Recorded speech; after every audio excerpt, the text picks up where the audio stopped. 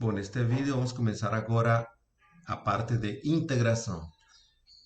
Esta sessão sobre primitivas está ainda no capítulo 4 sobre derivadas, mas ele já é uma introdução no capítulo 5 sobre integrais. Então, a integração, como vamos ver, é um processo inverso, mais ou menos inverso da derivação. Então, vamos ter que estudar o conceito de primitiva. A primitiva é o inverso da derivação. A derivação vai numa direção, a primitiva vai na outra direção, como vocês verão. Mas o importante destacar aqui é que estamos já começando a parte de integração. Então lembre que o curso de cálculo tem três assuntos fundamentais: limite, derivada e integral. Então estamos chegando já na parte de integração. Em alguns problemas de física ou em outros problemas, você tem uma velocidade e quer achar outra quantidade. Por alguma razão, você sabe a velocidade. Por exemplo, você sabe a velocidade de uma partícula e quer determinar sua posição, tá? Ou no caso de, por exemplo, água escoando, se você tem água escoando na açude, por exemplo, se você sabe a taxa de escoamento, se você sabe a velocidade do escoamento, você quer determinar a quantidade de água escoada em um determinado período de tempo, tá? Como veremos, esse é um problema inverso da derivação. O problema a partir da velocidade achar a posição é o problema inverso da derivação. Começamos aqui com esta definição. Uma função f grande, tá? F grande é uma primitiva de f pequena em um certo intervalo i, se nesse intervalo a derivada da f grande é a pequena, tá? F grande será chamada primitiva. Então, por exemplo, vamos achar a primitiva desta funçãozinha aqui, f de x igual a x quadrado. Bom, uma primitiva disso, uma função que al derivarla vai ser esta. X al cubo sobre 3. Porque al derivar esta função, f grande, o 3 vai cair, vai se matar com esse daqui embaixo, e aqui vai restar 1. Vai ficar x ao quadrado. Então, isto é uma primitiva de isto. Tá bom? Mas uma função pode ter muitas primitivas. Essa é a questão. Esta função tem esta primitiva, tem esta primitiva. Esta também é uma primitiva, porque ao derivar esta, o 5 aqui não vai importar. Al derivar, a derivada de 5 é zero. Tá? E a derivada disto dá isto. E esta também, aqui menos 10 não vai importar al derivar, vai ser zero. Então, observem que uma função pode ter infinitas primitivas, tá? Ela pode ter uma única derivada, mas ela tem infinitas primitivas. Observe também que as primitivas se denotam com letras maiúsculas, tá? Isso é uma convenção de notação. Então, as primitivas vão ser denotadas com letras maiúsculas. Bom, na seção 4.2 do livro, mostramos que, acho que foi na parte do teorema do valor médio, 4.2, mostramos que se duas funções têm as mesmas derivadas em um intervalo, se a derivada de f é igual à derivada de g num intervalo, então a f menos g é constante, tá? F menos g é uma função constante. Isso significa que f é igual a g mais uma constante. Então, a única maneira de duas funções terem a mesma derivada é que elas diferem por uma constante, é o que está escrito aqui. Duas funções que têm a mesma derivada são quase iguais, diferem por uma constante, tá? Então, se temos duas primitivas de f, se f grande e g grande são primitivas de fzinho, então, pelo que vimos anteriormente, f menos g é constante, tá? F menos g é constante. Isso significa que esta f é igual a... Significa que esta f é igual a g mais c, tá? O sea, esta seriam quase iguais, seria igual a isto mais uma constante. Então, o que vamos fazer é o seguinte: quando nós temos uma funçãozinha fzinha e queremos achar as primitivas, basta achar uma única aqui. Isto é uma primitiva f grande E a primitiva geral dessa função é f grande mais constantes. Tá? Então, isto é um conjunto de funções que são todas primitivas de fzinho. Tá? Então, nesse gráfico, vemos aqui teríamos a funçãozinha fx igual a x quadrado. E todas estas funções, x cubo sobre 3 más 3, x cubo sobre 3 más 2, x cubo sobre 3 menos 1, todas estas funções aqui são primitivas de esta. Todas elas são x cubo sobre 3 más constante. Tá? Más uma constante. E na verdade são deslocamentos do gráfico de x ao cubo. Este que está aqui é x ao cubo. X ao cubo sobre 3. Tá? Somando constantes positivas, você vai subindo com o gráfico. Somando constantes negativas, você vai descendo com o gráfico. Tá? Todas estas funções que você vê neste gráfico aqui, todas elas têm a mesma derivada. Esta. Então, elas, na verdade, esta função aqui é um movimento rígido desta aqui. É subir este gráfico. Tá? Então, se duas funções têm as mesmas derivadas, ou a mesma função derivada, elas têm a mesma forma. Só que podem ter sido trasladadas para cima ou para baixo, mas a forma é a mesma. Tá? Se eu trago esta função aqui, a trago até aqui, ela encaixa direitinho em cima desta. Tá bom? Então, resumindo nessa parte, as primitivas, basta encontrar uma primitiva, o resto são constantes. Tá? Então, por exemplo, se eu quero encontrar aqui, vamos encontrar primitivas de algumas funções. A função seno. Então, lembrando que vamos encontrar a primitiva da função seno. Lembrando que estamos no processo inverso da derivada, mas vamos lá. A derivada de seno é cosseno, como aprendimos lá nas aulas anteriores. E a derivada de cosseno é menos seno. A derivada de cosseno é menos seno. Eu quero achar uma função que ao derivarla me dê seno. Então, observe, se eu coloco menos aqui, aqui vai aparecer um mais, certo? Então, se eu tomo f grande igual a menos cosseno, al derivarla, se aqui tem um menos, al derivarla, menos com menos vai dar mais aqui. Então, a derivada de menos cosseno é seno, tá? Que é essa funçãozinha. Então, se eu tenho a função seno, a primitiva geral da função seno é menos cosseno mais constante. Assim são todas as funções que ao derivá-las me dão seno. São menos cosseno mais alguma constante, tá? Na seção 3.6, passando ao outro exercício, vimos que a derivada de logaritmo para x maior que zero aqui. Isso é importante. X maior que zero. A derivada de logaritmo, quando x é positivo, porque o logaritmo só está definido para x positivo, dá 1 sobre x. Tá? Mas esse a gente mostrou também que é um resultado mais geral. A função logaritmo do valor absoluto de x. Agora x pode ser positivo ou negativo aqui. Porque al tomar valor absoluto va a ficar positivo esto. ¿Tá? Entonces ficaría positivo y ahí existiría un logaritmo de ese número.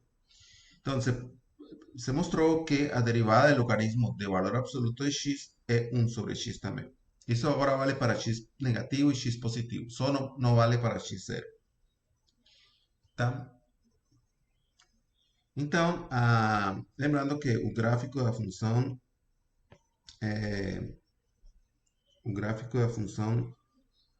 valor absoluto é uma coisa que é assim. Perdão, logaritmo de valor absoluto. ¿Ah? Esto es y igual al logaritmo natural de valor absoluto de x.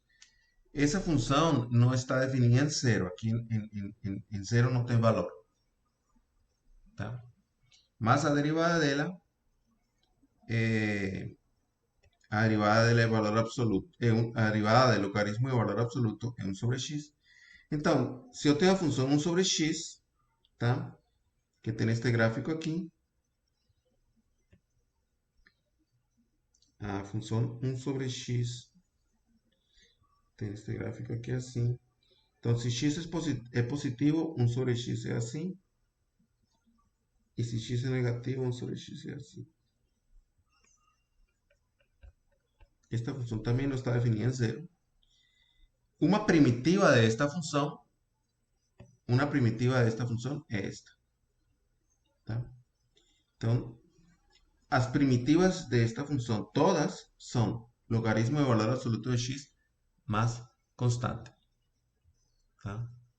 Então, é uma coisa que vocês podem já memorizar diretamente. Tá? Vocês podem voltar a estudar. A logaritmo de valor absoluto de x é esta função. E al derivar esta função, cai nesta aqui.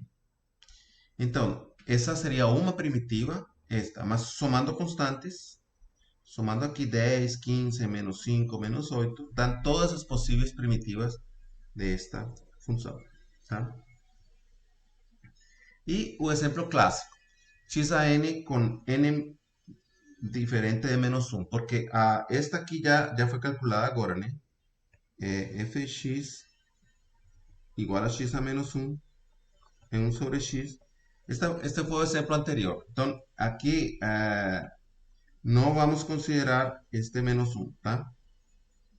Entonces, n no puede ser menos 1.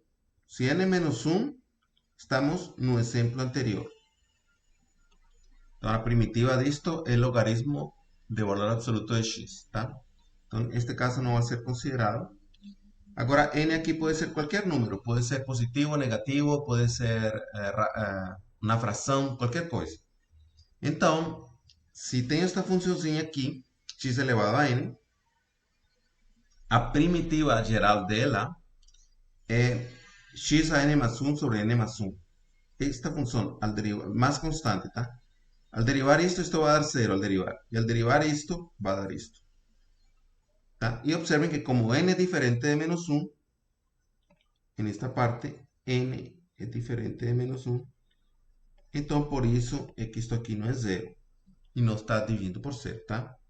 Entonces nos podemos ter, por ejemplo, para ilustrar con un ejemplo, podemos ter f de x igual a raíz de x.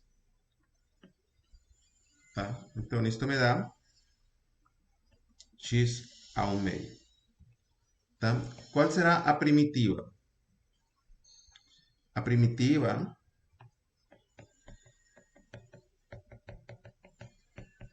vai ser dada por f grande de x igual a x a 1 meio más 1 sobre 1 meio más 1. Essa é a fórmula mais uma constante, tá? Essa é a fórmula geral que está colocada aqui. Essa é a maneira de calcular a primitiva. Ou seja, a primitiva vai me dar, neste caso, a primitiva vai ser f, colocándola aqui, vai dar f de x igual a x. Resulta que 1 meio más 1 dá 3 meios. E aqui 3 meios. Tá? Mas constante. Então, as derivadas desta função dá raiz de x. Tá? Então, esta fórmula que está escrita aqui é muito geral. Não vale só se n é inteiro, vale se n é racional também. E vale se n é irracional. Tá? Só não vale para n igual a menos 1.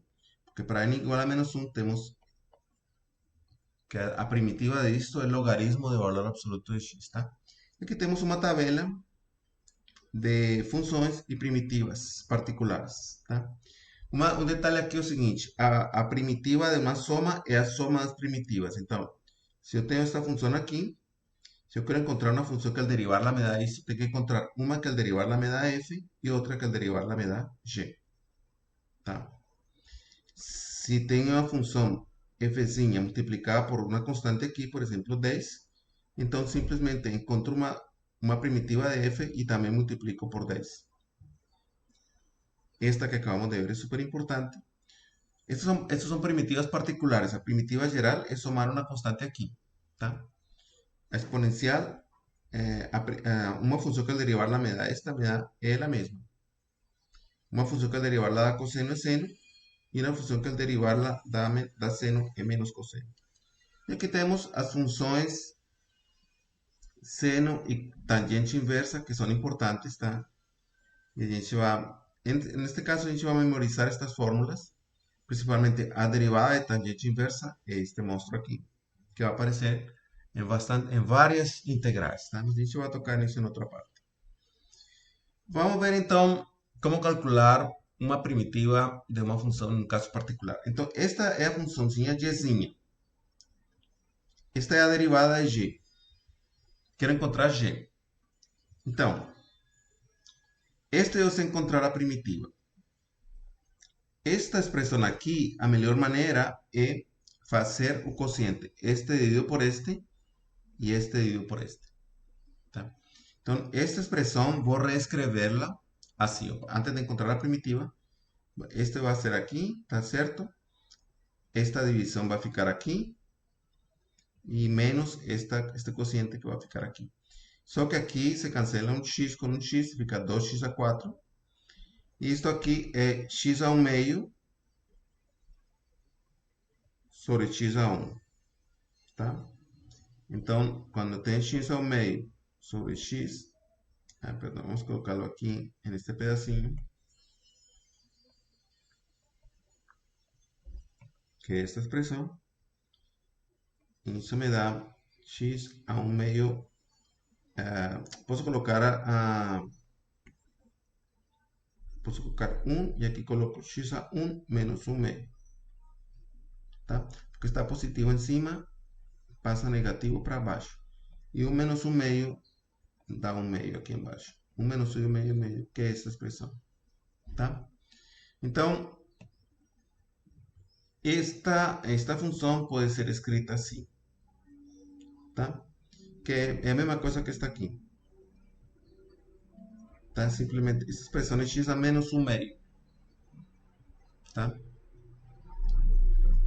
Na verdade, esto podía... perdão, estou fazendo aqui, peraí. Apagar aqui. Isto poderia ser escrito melhor assim. É x a 1 meio menos 1. 1 meio menos 2 meios. Que dá x a menos 1 meio, que foi essa expressão colocada aqui. Então, quando eu vou calcular as primitivas disto, calculo a primitiva de seno e menos cosseno. E multiplico pelo 4 aqui. A primitiva de x a 4 é x a 5 sobre 5. E multiplico pelo 2. E a primitiva, então menos, e a primitiva é x a menos 1 meio. Então, se eu estou com x a menos 1 meio, a primitiva segue a mesma regra. X a menos 1 meio mais 1 sobre menos 1 meio mais 1. Menos 1 meio mais 1 dá 1 meio. Tá? E isto pode ser escrito como esta expressão daqui. X a 1 meio sobre 1 meio é isto que está aqui. É 2 raiz de x, tá? Exercício. E então, e somar uma constante, e com esta constante eu teria todas as possíveis primitivas desta função. Todas as funções que ao derivar da estas são todas as funções que ao derivá-las me dá isso. Tá? Bom, vamos terminar com o movimento retilíneo. Então, este é um problema típico de física. Então, sempre temos a posição, a velocidade e a aceleração. Então, já sabemos, a velocidade é a derivada da aceleração. Aqui estamos derivando. Então, esta é a posição. Se eu derivo a posição, eu tenho a velocidade em cada momento t. E se eu derivo a velocidade, eu tenho a aceleração. Tá? Então, neste problema, é dada a aceleração. É dada a aceleração, que é 6t mais 4. E é dada a velocidade inicial. Tá? Neste caso, é dada a velocidade inicial.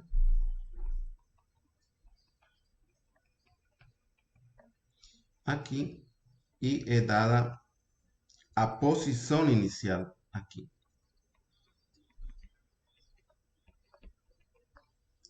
É dada também a posição inicial. Então, é dada a velocidade inicial e a posição inicial. Tá bom? E é dada a aceleração. A outra coisa que foi dada é a aceleração. Então, a aceleração é 6t mais 4. Então, para encontrar a velocidade é uma primitiva, tá? Porque a derivada da velocidade dá aceleração. Então, indo no sentido contrário, tendo aceleração, para encontrar a velocidade tem que encontrar primitivas. Então, a primitiva de 6t é 3t quadrado. A gente vai aprender a calcular isto muito fácil, tá? Então, porque al derivar isto, o 2 cai, dá 6, 2 por 3 por 2, 6, e aqui fica t. Então, derivar este da este. A primitiva de 4 é 4t. Isso é importante. Al derivar 4t, dá 4. Porque al derivar t, vamos a tener un 1. Y hay que colocar una constante aquí, c, para que esta se llama primitiva geral, tá? Então, esta velocidade é uma primitiva geral disso aqui. Al derivar isto, vamos ter isto. Mas lembre que foi dada a velocidade inicial. A velocidade inicial foi menos 6 centímetros por segundo. Então, com essa informação, que a velocidade inicial é menos 6, se eu substituyo 0 aqui, com t igual a 0, este cara morre, então em 0 vale menos 6. Então, menos 6 é a constante c. Tá? Então, temos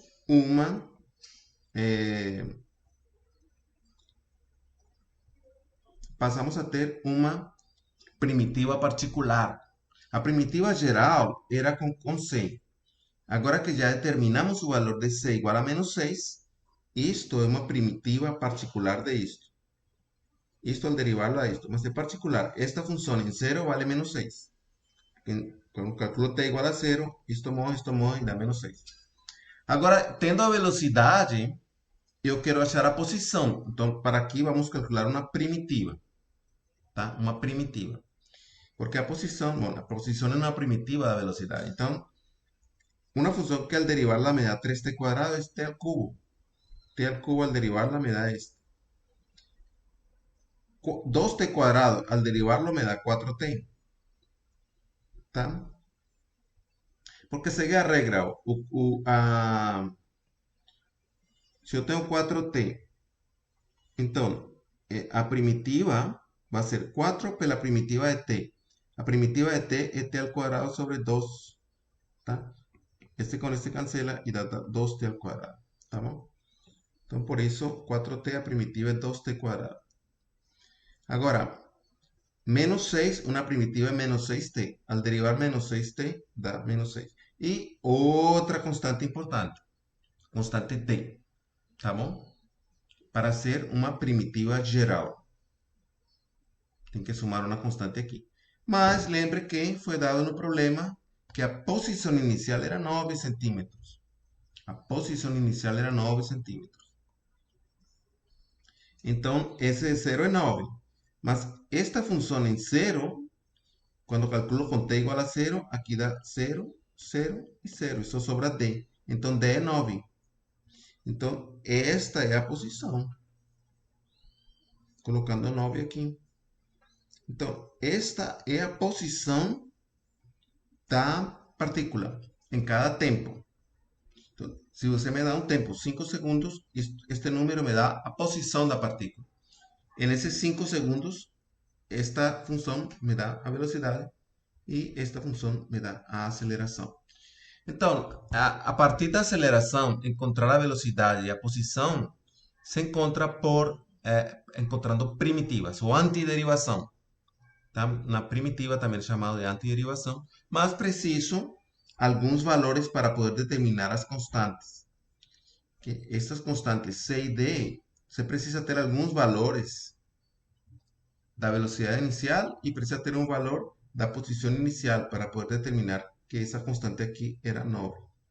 Tá? Se você não tem isso, você tem que deixar isto como a velocidade faltando esse cara aqui. Vamos terminar com este exercício. É um exercício clássico. Uma bola é arremessada para cima com uma velocidade de 15 metros por segundo para cima. Só que você está em cima de um penhasco de 140 metros. Você está aqui em um penhasco. Vamos fazer isso aqui assim. Você está aqui em um penhasco.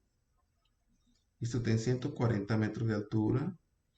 E aqui você joga uma bola para cima com velocidade de 15 metros por segundo.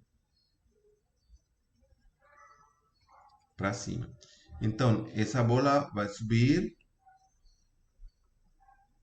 chega no máximo e volta e cai aqui.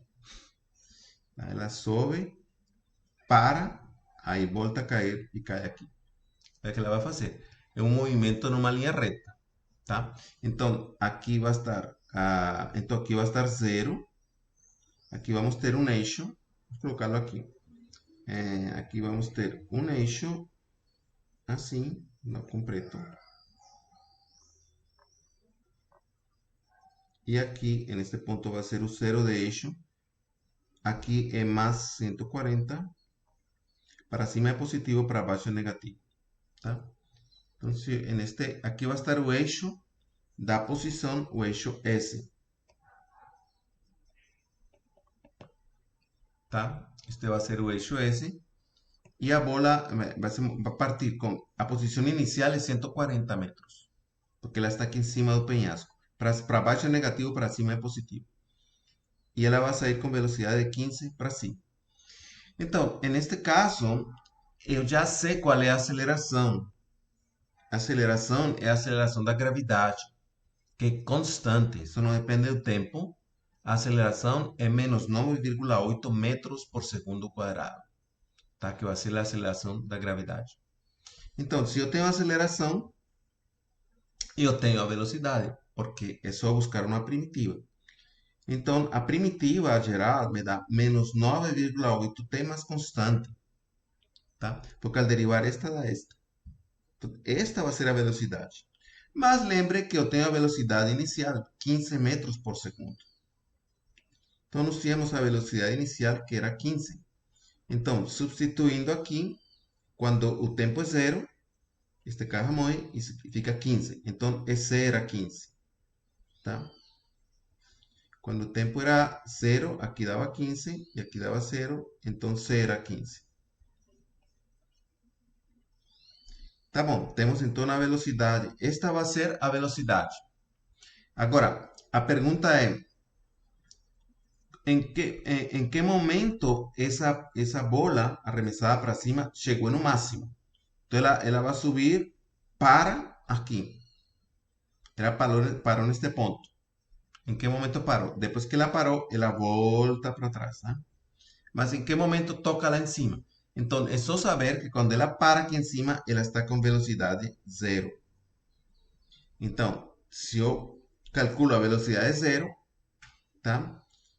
Aqui, isto é zero igual a isto. De aí sai o tempo. Tá? Este tempo pode ser calculado dessa equação igual a zero. E o tempo me dá 15 sobre 9,8. Não vou fazer a conta. Tá? Então, 15 sobre 9,8 me dá 1,53 segundos. Em 1,53 segundos, eu estarei com velocidade zero. Estarei no ponto aqui máximo, quando a bola para voltar. Tá? Esse é um detalhe importante. Agora, se eu tenho a velocidade, eu posso calcular a posição por antiderivação, ou encontrando uma primitiva, né? Então, quando eu vou calcular, por exemplo, aqui, menos 9,8t, eu vou encontrar uma primitiva, então isso é menos 9,8, e aqui a primitiva é t ao quadrado sobre 2. Tá bom? Então, simplificando aqui, isto divide por 2, me dá 4,9t ao quadrado, tá? Com este.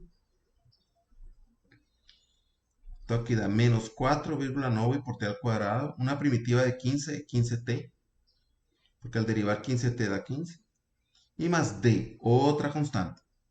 Tá? Mas lembre que foi dado que a posição inicial era 140, porque a bola saiu daqui, do cima, do topo de este penhasco aqui, que era de 140 metros de altura, que era um penhasco bem alto. Tá? Então, A posição inicial era 140. Então, substituindo 0 aqui, aqui dá 140, aqui dá 0, 0. Então, D é 140. Então, esta é a função posição, tá? Agora, a pergunta é quando a bola, digamos que a bola na verdade saiu do penhasco, mas ela, aqui está mal feito o desenho, tá? Porque o penhasco não é assim. O penhasco, vamos desenhá-lo melhor assim. Ó. O penhasco é uma coisa que é assim. Perdão, tá aqui está em vermelho. Então, você está aqui, você lançou a bola. O que vai acontecer? A bola vai subir, saiu com 15 metros por segundo para cima, para aqui, para instantaneamente volta e cai no chão. Em que momento cai no chão? Cai no chão quando a posição é zero. Quando esta é a função posição que foi calculada por antiderivação. Quando isso é zero, tá? Então usa a fórmula quadrática e determina dois valores para encontrar o tempo em que a posição é zero, tá? E toma a raiz positiva, que dá o tempo positivo, 7,1 segundos. Em 7,1 segundos, você tocaria no chão, tá? Então, este é o gráfico desse movimento. Aqui está a posição e aqui está o tempo, tá? Posição e tempo. Então, a bola, ela vai subir e descer em uma linha reta. Aqui está o penhasco, ela sobe, ela desce do penhasco e segue descendo para baixo até para bater no chão. Mas, então, quer dizer, o movimento é numa linha reta. Mas, nesse gráfico se vê uma parábola, que é o gráfico desta posição. Porque este gráfico, esta é a posição, que é uma parábola, porque tem grau 2 t ao quadrado, tá? Então, neste gráfico você vê o tempo, tá? E vendo o tempo fica uma parábola, embora o movimento está sendo numa linha reta, tá? Então, vemos, aqui estava 140 metros, esta é a altura de 140 metros. Esta inclinação da reta tangente 15, que foi a velocidade inicial. E a bola sai assim, em 1,53 metros ela alcança o máximo, que é quando ela para, aí ela volta, e em 7,1 segundos ela toca no chão, tá? Este é o movimento visto com o tempo, mas lembre que o movimento acontece em uma linha reta, indo e voltando. Mas visto o tempo, aqui é uma parábola, tá bom? Em 7,1 segundos você está no chão, e em 1,53 segundos, que foi o que calculamos, você está no ponto máximo, que foi calculado aqui, tá? Igualando esto, quando v de 0 era 15. Então, bom, essa é uma das aplicações mais importantes da derivada, antiderivação ou primitiva, no caso de, eh, no caso da física, temos é a aplicação clássica, né? A velocidade é a primitiva da aceleração e a posição é a primitiva da velocidade. Bom, vamos parar por aqui então.